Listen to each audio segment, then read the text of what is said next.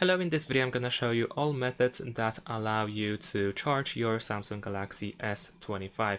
So the first method that I want to show you is the wireless charging method. If you have a wireless charger, then you can simply place the phone on top of the charger like this, and there we go, we can easily charge our phone.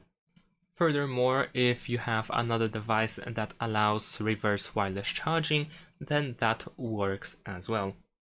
But the main way to charge your Samsung Galaxy S25 is of course by using a power adapter or a charger. Of course, ideally you want to use an original Samsung charger or power adapter. However, if you use another, let's say original power adapter, and what I mean by original is from a well-known brand such as Xiaomi, Huawei, or Motorola, or anything else, something like that. And as long as you have compatible input, because you have originally a USB-C cable on both ends, it has USB-C. So as long as it is compatible, you should be able to charge your phone really easily.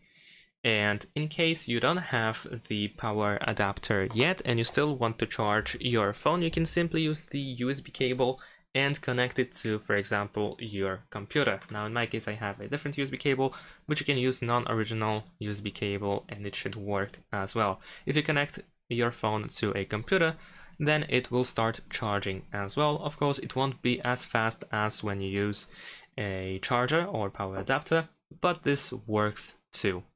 And that is it. Thanks for watching, leave a like and subscribe to my channel, and see you in my next videos. Bye!